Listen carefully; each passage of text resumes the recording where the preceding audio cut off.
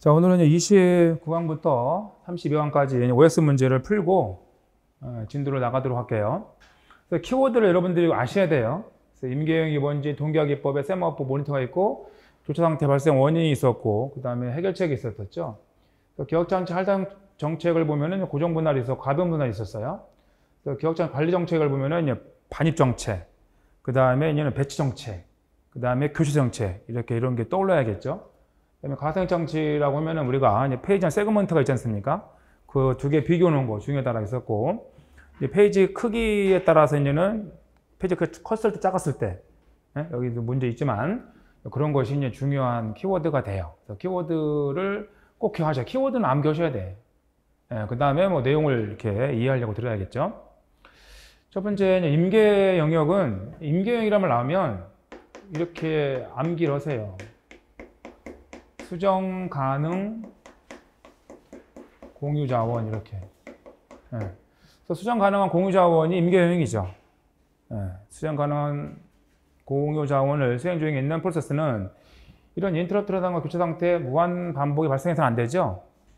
그러면은 이런 일이 발생하게 되면은 우리가 앞에서 있는 임계 영역을 수행 중에 있는 그 프로세스 요구 조건이 있는데 상호배제 조건, 진행 조건, 그 다음에 하나가 뭐죠? 제한대기. 이 세 개 있지 않습니까? 그걸 만족을 못 하는 거죠. 그래서 이런 일이 발생하지 않아야 아까 말한 상호배제 조건이라든가 진행 조건이라든가 제한대기 요구사항 세 가지 암기하셔야 돼요. 그래서 책에 지금 113페이지 있지 않습니까? 그 시험에서 이제는 뭐 올해도 나왔었고요. 거의 뭐 매일 나오는 거니까 잘 보셔야 되죠. 어떤 이 파트가 상당히 지난 시간 배웠던 거하고 이 파트가 되게 중요해요. 이 챕터가 시험에서 뭐 지난 시간에 배웠던 이제 프로세스에 관한 내용하고 그 다음에 오늘 배웠던 이 동기화라든가 뭐 죽주 이런 게 있는데 가상역장 짓는데 이런 부분들이 시험에서 많이 나와요. 또 학생들이 제일 어려워하고 그런 거니까 잘 좀 보셔야겠어요. 이번 보면은 수행 가능한 공유 자원을 수행 중에 있는 프로세스는 이런 일이 발생 요구 조건을 만족해야 된다라고 되어 있는데 바쁜 대기가 좋은 말이 아니라 했었죠. 바쁘다는 거는 좋은 단어가 아니라 했었어요. 그래서 이게 제한대기였었죠. 제한대기. 그러니까 메모리에 이제는 올라오면 일정한 시간을 대기했으면 반드시 수행을 시켜줘야 돼요. 그래서 제한대기, 그 다음에 진행 조건 이렇게 세 가지가 된다는 것도 기억하셔야 돼요. 자, 세 번째, 임계영역에 제한된 대기, 요구 조건이라는 것은 프로세스는 자신이 임계지역을 수행하지 않으면 다른 프로세스가 임계지역을 수행하는 것을 막아서는 안 되는 거니까 이거는 진행 조건을 말하는 거죠. 제한된 대기가 아니라 진행 조건. 읽어보시면 진행을 방해해서는 안 되는 거네 이렇게 알 수 있지 않습니까? 그래서 진행 조건, 그래서 114페이지에 있는 건데 진행 조건을 설명하고 있어요.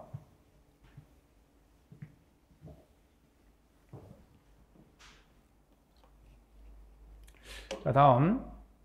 그래서 진행 요구 조건이란 프로세스 임계지역 진입은 임계지역 진입, 공유 자원을 진입하는 것은 유한 시간 내, 제한 시간 내에 이루어져야 되는 거죠. 그러니까 이것은 요구 조건의 진행 요구 조건이 아니라 제한된 시간 내에 사용할 수 있어야 되는 거니까 제한대기, 제한대기를 말하는 거죠. 그러니까 지금 여러분들은 지금 봐서 이 페이퍼로 봤었을 때는 3번과 4번이 어때요? 바뀌었죠? 3번, 4번을 바꿔놓으면 딱 맞아요. 자, 5번 세마포는 임계구역을 문제 해결을 하기 위해서 사용할 수 있는 동기화 도구죠. 표준 단위가 아닌 PV가 있어요. 정수형 변수. 근데 이 정수형이 중요할 거는 음의 정수를 포함할 수 있어요, 여러분들. 음의 정수를. 정수나 음의 정수, 양의 정수 있지 않습니까? 대기 큐에 많이 기다리면 음수 값이 되거든. 대기 큐에 대기하는 프로세스의 세마포 변수 값은, S값은 음수가 될 수 있어, 음수. 정수가 뭐 양의 정수만 가능하다 이러면 틀리는 거예요. 0과 1만 가지면 이진 세마포. 정수, 음의 정수, 양의 정수를 가지면 우리가 일반적으로 말하는 산술 세마포 이렇게 말을 하죠. 그래서 이제 세마포는 이제는 두 개가 있다라고 114페이지 동글뱅이 4번에 있죠. 주의하시고요. 그래서 6번, 자원 관리 기능을 수행하려는 프로세스는 반드시 해당 모니터집을 해야만 되죠. 그래서 이제 세마포를 좀 더 확장하고 그다음에 보완한 기법이다. 이 정도만 아시면 돼요. 그래서 이제 물론 자체는 그 안에 공유자원대죠. 공유자원대는 상호배제가 당연히 여기 지켜져야 하기 때문에 그 공유자원을 수행 중에 있는 프로세서가 여러 개일 수가 없죠. 지금 여러분들 그림 2.9인데 114페이지 걔는 공유자원이 여러 개라면 어때요? 동시에 들어갈 수 있죠. 키를 다 갖고 있잖아요. 걔들 보면은 그 4개의 프로세서가 4개의 스레드가 키를 다 갖고 있죠. 키를 갖고 있다는 얘기는 언제든지 문 따고 들어갈 수 있다는 얘기잖아요. 그래서 얘는 동시에 공유자원을 사용할 수 있어. 그런데 이렇게 되면은 나중에 뭐라고요? 제가 6번 다음에 7번 써놨잖아요. 교차 상태가 발생할 수 있다고 되어 있었죠. 써드렸었죠. 그러면은 그걸 해결해야 될 거 아니에요. 그래서 얘는 나온 게 바로 얘는 지금 우측에 있는 모니터가 되는 거예요. 모니터. 그래서 이제 모니터 고주를 쓰게 되면은 그 모니터 고주 그림을 보면은 키를 가지고 있는 스레드는 하나밖에 없지 않습니까? 그러니까 얘는 하나의 스레드만이 이제 공유자원, 공유 임계역에 들어갈 수 있다는 것을 이제 그림상으로 볼 수 있는 거죠. 그래서 세마포를 좀 더 보완했다 이렇게 보시면 되겠어요. 왜냐하면 시험에서 한 번밖에 안 나왔잖아요. 자, 아니요 교차 상태로 이제 넘어와서 이제 교차 상태는 상호배제, 점유되기 4가지 조건을 모두 만족이 된다. 이거 꼭 기억하셔야 돼요. 주의해야 될 게 뭐 하나 이상을 만족함으로써 발생한다. 이러면 틀리는 거예요. 하나 이상이 아니죠. 모두 만족이 되는 거예요. 그 4가지 조건이 그러니까 필요 충분 조건이 되는 거라고. 필요 조건. 4가지를 모두 만족해야 교차 상태다. 주의하시고. 자, 8번. 점유되기는 프로세서 자원을 배타적으로 점유하고 있고 다른 프로세서들이 자원을 사용할 수 없도록 만드는 것으로 한 번에 한 프로세서만 자원을 사용할 수 있도록 하면 다른 프로세서가 그 자원을 요구한 다른 프로세서는 자원이 해제될 때까지 임계역이 바꿔서 되게 된다. 지금 보면은 점유되기인데 얘는 상호배제를 말하고 있는 거죠. 그래서 뭐 자원의 배타적 사용권. 제가 자원의 배타적 사용권 이러면 상호배제라고 했었죠. 배타적, 다른 말이 독점적. 배타적이란 뭐 독점적. 그래서 임계 영역을 수행 중에 있는 프로세스는 자원을 독점적, 배타적으로 점유, 사용할 수 있어야 되는 거죠. 이것이 바로 상호배제라고 했었어요. 상호배제라는 그런 의미죠. 그래서 어느 한순간에는 임계 영역에 들어갈 수 있는 프로세스를 하나로 제한을 두는 거죠. 그래서 상호배제의 설명이고요. 자, 9번. 상호배 조건을 부정함으로써 그 상태 문제를 해결할 수 있는 것은 이거 빠져야 되는 거죠. 공유자원인 경우는 공유자원하면 여러분들 뭐가 떠올려야 된다고? CPU나 메모리가 떠올려야 되는 거예요. CPU 메모리, 1번 그림에서 CPU 메모리가 대표적인 공유자원이죠. 그 공유자원 같은 경우는 어때? 상호배제를 부정함으로써 교차 상태 문제를 해결할 수 있다. 이랬었어요. 그렇지만 비공유자원인 경우는 반드시 상호배제가 지켜져야 된다. 이렇게 얘기했었죠. 그래서 118페이지에 있는 내용이에요. 그래서 상호배제는 만약 시험 문제에서 상호배제를 부정함으로써 교차 상태 문제를 해결할 수 있다. 이러면 세모래서 세모. 근데 틀릴 확률이 높죠. 왜? 공유자원인 경우는 상호배제를 부정해서 교차 상태 문제를 해결할 수 있지만 비공유자원은 상호배제가 지켜져야만 되는 거죠. 그렇죠. 프린터기 얘기죠. 프린터기. 예? 그 프린터기를 예를 들면서 프린터기가 상호배제 안 지켜지면은 내가 추려고 하고 막 동생도 추려고 아빠도 추려고 그러면 동시 추려고 하는 걸 어떻게 우리가 알아먹겠어요. 그죠? 알아먹을 수 없다라고 했잖아요. 그러니까 비공유자원인 경우는 상호배제가 꼭 지켜져야만 되는 거예요. 그러면은 상호배제 조건을 부정함으로써 교차 상태 문제를 해결할 수 있는 것은 공유자원에 국한하는 거죠. 주의하셔야 돼요. 그 다음에 이제는 여기 이제 반납이라는 말 나오면, 그죠? 반납은 선점의 의미였어, 선점. 그렇기 때문에 이것은 지금 이 두 개가 지금 바뀌어 있죠. 그래서 얘네가 비선점이다, 비선점. 비선점 방법은 어떤 자원을 갖고 있는 프로세서가 더 이상 자원 할당 요구가 받아들이지 않으면 여기까지 비슷해요. 원래 가족 자원을 반납이에요, 반납. 반납하는 얘기는 빼앗기는 거죠. 빼앗기는 거니까 어때요? 선점이란 말, 선점. 빼앗기는 거니까 선점하고, 선점당하고 필요하다면 다시 그 자원이나 다른 자원을 요구하는 방법이다. 그래서 비선점이니까 비선점을 부정한 거잖아, 그죠? 비선점 부정했으면 선점이겠죠. 선점. 이 반납이라는 게 뭐예요? 선점. 이런 의미였었고, 여기는 얘는 점유되기죠. 그래서 각 프로세스는 필요한 자원을 모두 한꺼번에 요청하고, 한꺼번에 요청. 이거 all. STEM은 요청된 자원들을 분석해서 한 프로세스 요구한 자원을 전부 할당하던 거 아니에요. all이었었어요. 또는 하나 더 부족하면 할당하지 않는 nothing이었었죠. all와 nothing 이런 말을 했었죠. all nothing. 이게 우리가 그 뒤에 가면 데이터베이스 배우는데 이 데이터베이스의 원자성이에요. 이게 원자성. all와 nothing. 전부 할당하든가 전혀 할당해주지 않든가.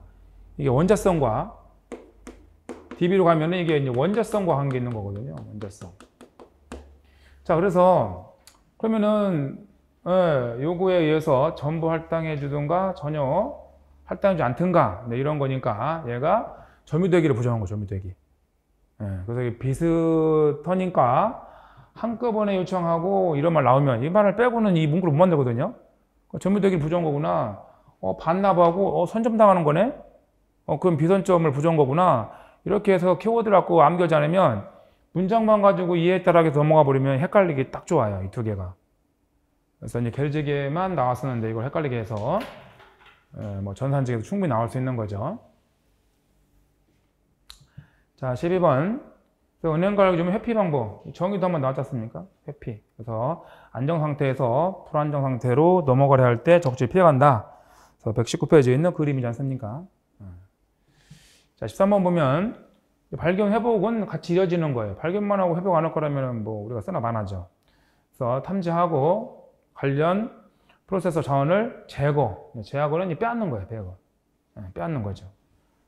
그래서 우리가 제거라는 얘기는 뭐 쉽게 말하면 뭐 컴퓨터에 이상이 생기면 컴퓨터를 껐다 켜는 거죠. 껐다 켜면은 해당 프로세스가 할당받던 자원들을 다 빼앗길 거 아니에요. 그죠? 다 날아갈 테니까. 그런 방법을 의미하죠. 자, 14번. 가상장치는 주요장치를 이용 가능한 기억 공간보다 훨씬 더 큰 주소를 지정할 수 있도록 하는 기법으로 가상장치는 디스크를 주요장치 확장이 되겠죠. 의외로 가상장치에 대한 정의도 여러 번 나왔었어요. 2번 나왔네. 121페이지에 보시면. 이 얘기고요. 그래서 이제 고정분할이 있는데, 이제 고정분할은 이제 고정된 경계를 두기 때문에 쓰고 남고, 그러니까 내외부 단편화 다 발생하죠. 고정분할은 여러분들 그림을 통해서 항상 이렇게 뭔가를 암기하려고 들어야 돼요. 그 122페이지에 보면 그림 3.1을 보면 어때요? 그게 고정분할이죠. 고정분할에서는 쓰고 남을 수도 있고, 왜? 못 합치니까. 쓰고 남는 게 내부 단편화죠. 그 다음에 메모리 공간이 너무 작아서 못 들어와. 못 들어오는 게 외부 단편화죠. 그래서 고정분할은 내외부 단편화 다 발생하죠. 뭐 내부 단편화 둘 다 발생하고요. 가변분할인 경우는 외부 단편화 발생하죠. 가변분할은 왜? 경계를 어때요? 고정된 경계를 합칠 수 있죠.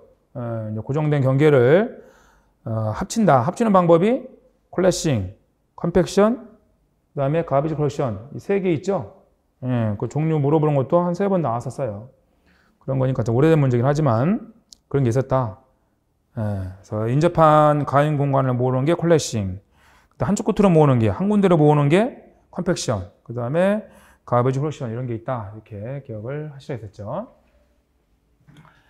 자, 그래서 16번 보니까 내부 단편화는 하나 분할 0의 작업을 할당하고 남은 공간, 남았다 내부 단편화 이렇게 암기했잖아요. 남았다 내부 단편화. 그래서 외부 단편화는 뭐 전혀 못 들어오는 거니까. 그래서 기억 장치에 넘어가는 수에 매우 작은 공간들로 나눠져 있어서 이 중 일부를 사용할 수 없는 공간이 생겼을 때 우리가 외부 단편화라고 하죠. 자, 17번 가변분할은 고정분할에서 경계 없애버린 거예요. 경계를 없애버리기 때문에 어때요? 가용 공간들을 모을 수 있겠죠? 모을 수 있다. 그래서 이때 방법이 뭐 콜렉싱이 있었고, 그 다음에 컴팩션, 가비지 콜렉션 이렇게 이제 3개 있었죠. 자, 이제 넘어와서 이제 반입 정책이 있는데 여러분들이 기억장치 할당 장치에게는 뭐 고정 분할, 가변 분할이 있다. 이건 몰라도 상관없어. 이렇게 뭐 물어보니까. 근데 이런 여러분들이 124페이지에 보면은 기억장치 관리 정책에는 패치, 그다음에 배치, 그다음에 교체 이 세 개 있다는 거 딱 기억나야 돼요. 이런 걸 암기해야 돼. 그러니까 기억장치로 관련된 얘기 뭐예요? 메모리죠. 보조 기억장치는 보조 장치로 써두는가 디스크니 테이프니 이런 말 써준단 말이에요. 그럼 우리가 뜬금없이 그냥 기억장치랑 뭐라 했었어요? 메인 메모리 우차야겠어요. 지금 수십 번 얘기했죠. 그래서 기억장치는 메인 메모리, 특히 드램을 말한 거다. 드램을. 응? 그리고 메모리 관련되는 거죠. 그래서 반입 정책은 올리는 시기죠. 시기. where가 아니라 when이죠. 언제 올릴래? 그래서 반입 정책은 요거 반입과 예상 반입이 있다. 이 두 개가 지금 얘도 지금 바뀌었죠. 이 두 개를 바꿔놓으면은 딱 맞아요. 그래서 언제 올릴래? 이런 얘기고, 이제 배치 정책은 적절 페이지나 세그먼트 주기 장치 어느 곳에 어디에 올릴래? 어디에?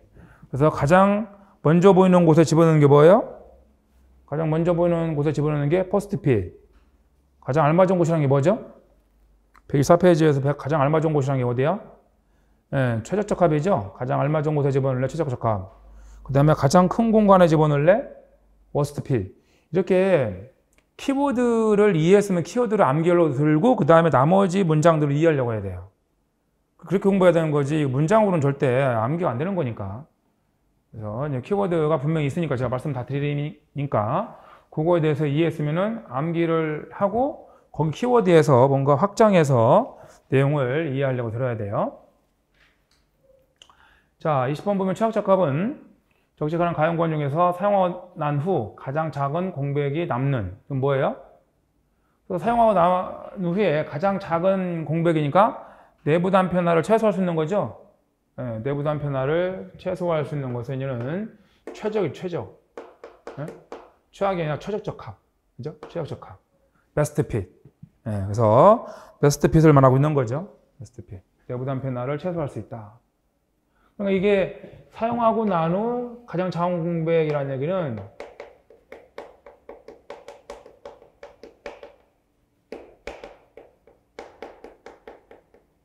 이런 뜻이죠. 네, 사용하고 난 후 가장 작은 공백이 남도록 이거는 내부 단편화를 최소화할 수 있는 곳이라는 얘기죠. 네, 내부 단편화를 최소화할 수 있는 곳에 집어넣는 방법은 최적적합, 베스트 핏이 되는 거죠. 자, 21번. 가상 메모리는 넘어왔네요. 지금 126페이지 넘어와서. 맞아요. 또 이제 주수 변환 과정과 이제 문맥 교환 이런 것을 거쳐야만 되죠. 자, 22번 보면 가상 메모리 사용하면은 디스크 접근 수가 많아지기 때문에 이거 주의하셔야 돼요. 이거 중요해요.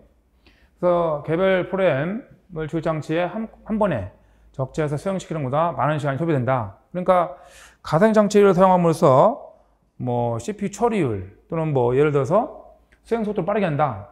그러니까 해당 개별 프로그램을 빠르게 하기 위해 쓰인다. 속도는 아니라 했었어요. 다 뭐 속도 문제 갖고 따지는데 이 버추얼 메모리만큼은 속도는 되려 느려지죠. 우리가 지난 시간에 배웠지만 멀쩡한 이 42K짜리 프로그램을 파일을 메모리에 올릴 때 4씩 쪼개든가 아니면은 뭐 2씩 쪼개든가 이렇게 쪼개서 올렸었죠. 한꺼번에 올리면 좋겠어, 얼마나. 42K 공간이 메모리에 있으면 한꺼번에 올리면 좋겠는데 그 큰 공간이 없으니까 쪼개서 올리는 거잖아요. 그쪽가 뭐 이런 얘기 있잖아. 내가 지금 100명을 이제는 여기 노량진에서 강남으로 옮겨야 되는데 버스로 100명을 한 번 다 태워서 옮기는 거 하고 택시 5명씩 태워가지고 옮기는 거 하고 차이가 엄청나겠죠. 그걸 생각해 보면 알 수 있다고 했었어요. 그래서 기억 공간을 확보할 목적이지 속도는 개별 프로그램의 속도는 더 느려져요. 수행 속도가 이제는 많아진다는 얘기는 느려지는 거죠. 자, 여기 이제는 실주소는 주기장 총괄을 말하는 거예요. 주기장치에 사용 가능한 실제 주소고 메모리 주소죠. 가상 주소는 특히 이제 디스크죠. 프로그래머가 쓴 보조 기억 장치인데 디스크 같은 주소를 우리가 가상 주소라고 하는 거예요. 그래서 가상 주소, 실 주소 나왔을 때 헷갈리시면 안 돼요. 자, 이제 세그먼트 방식의 기억 장치에서 사용하는 기법이죠. 페이지 방식, 페이지와 이제 유사하죠. 근데 페이지 블록 사이즈가 어때요? 고정이 아니라 가변이죠, 가변. 세그먼트는 가변적이죠. 가변적이고 기억장소 영역을 확장할 수 있다. 맞죠? 뒤에. 기억장소 영역을 가리키는 말인데 하나의 세그먼트는 프레임의 둘적인 하나의 구성 단위로 재생된다. 이거 맞아요. 그래서 여기 블록 사이의 고정이 어때요? 가변적인 거죠?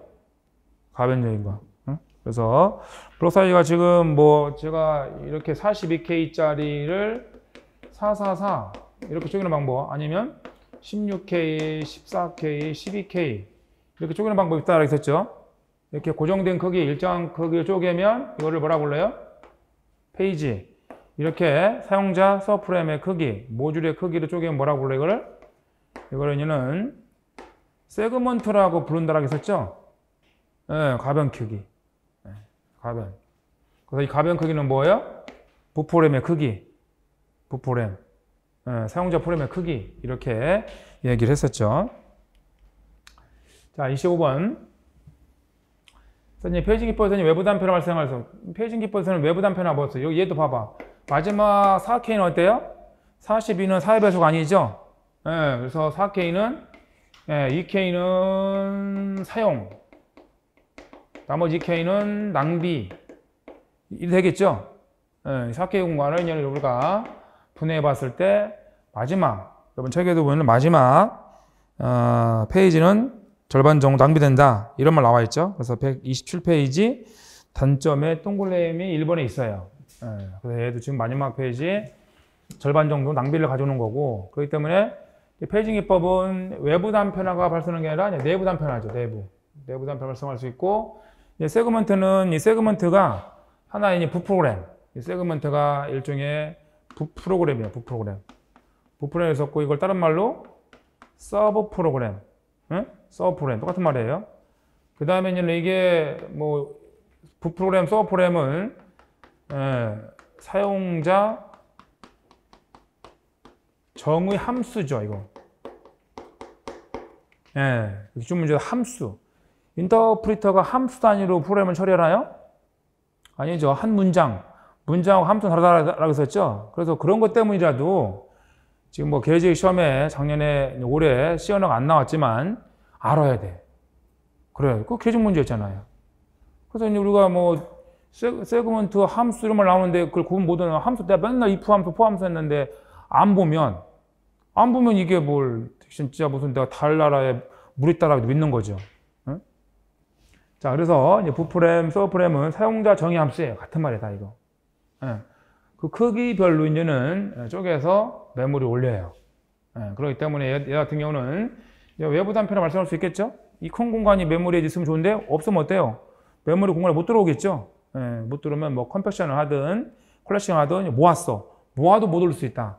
열심히 모았는데도 더 커버리면 못 올 수 있겠죠? 그래서 세그먼트는 외부 단편화가 발생할 수 있는 거예요. 그래서 여기 내부 단편화가 아니라 이제 외부라고 해야 맞겠죠? 자, 26번.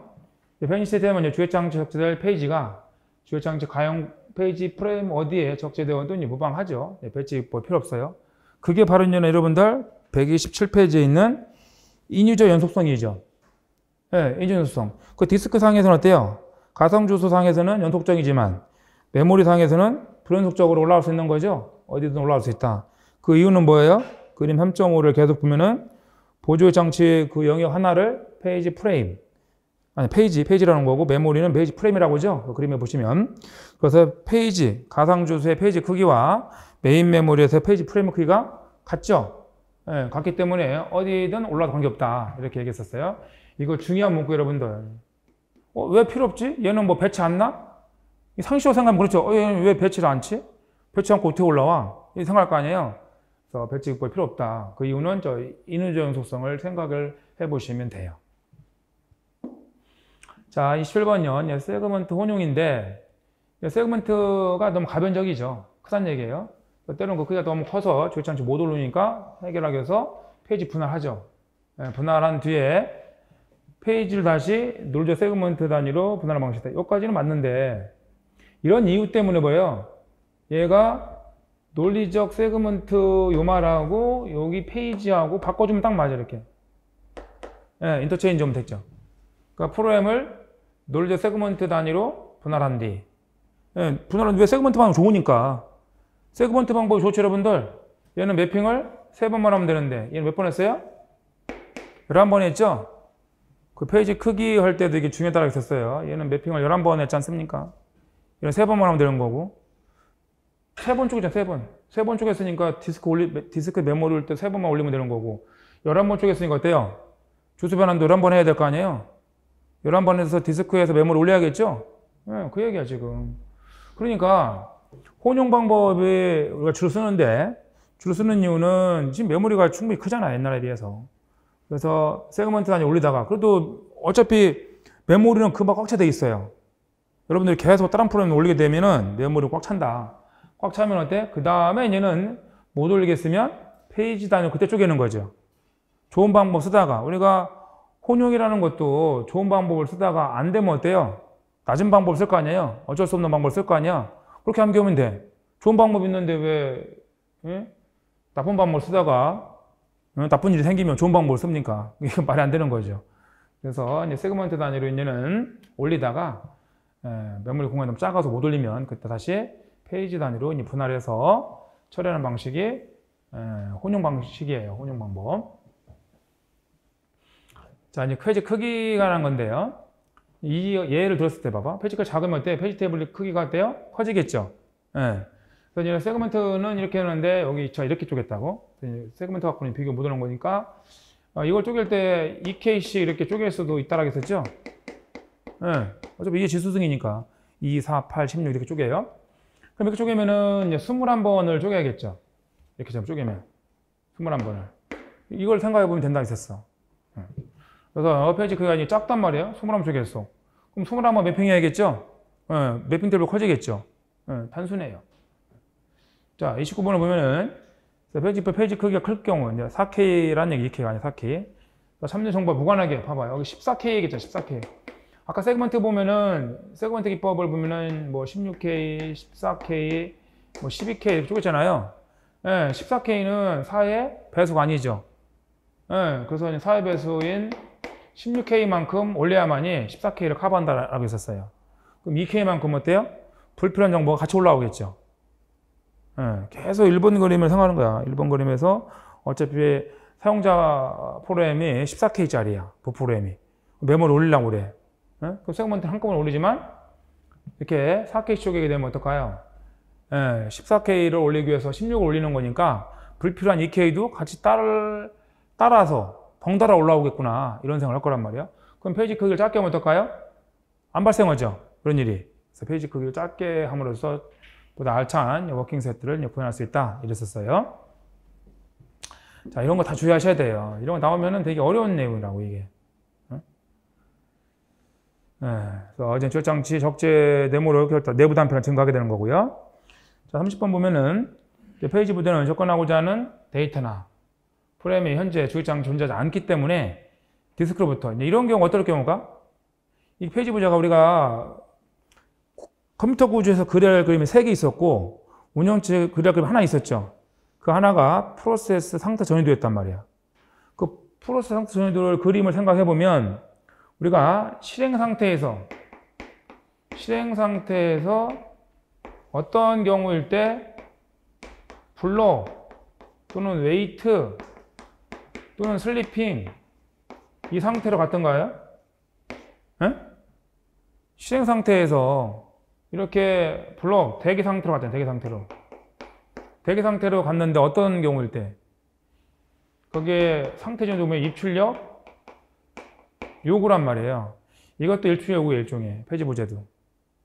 페이지 부재라는 얘기는 어차피 모든 프레임은 메모리 올라와야 돼. 그죠? 그런데 메모리 올라왔다는 전제하에서 CPU는 어때? 항상 메모리는 달라고 그러죠? 없어. 그럼 없으면 어디 있는 거예요? 디스크에 있는 거죠. 마찬가지야. 지금 캐시 메모리 쓰는 컴퓨터라면 이때부터 무조건 캐시가 달라고 그러죠. 없으면 메모리한테 가고. 마찬가지야. 메모리 갔는데 없어. 그럼 어디 있는 거야? 디스크에 있는 거죠. 사용자가 설마 없는 프로그램을 수행시키라고 안 할 거 아니에요. 없는 프로그램을 수행시키라고 클릭하진 않을 거 아니야. 그런데 그게 이제 메모리 없으면 디스크로 가겠죠. 이게 입출력 요구죠. 그 페이지 부재란 말이에요. 그래서 이제 메모리 없죠. 없기 때문에 디스크로부터 읽어드려야 할 경우 발생하게 되죠. 그래서 페이지 부재나 어차피 입출 요구나 같은 맥락이에요. 같이 꼭 기억하셔야 돼요. 그래서 이는 운영체제에서 그려야 될 그림 포함하면 4개, 네 번째 되겠다, 네 번째. 네 번째 그림까지는 여러분들이 그려야 컴퓨터 구조 운영체제를 잘 해놓으면 그다음부터는 좀 쉬워요. 부담도 없고. 많이 나오면 거의 절반 가까이 나오니까.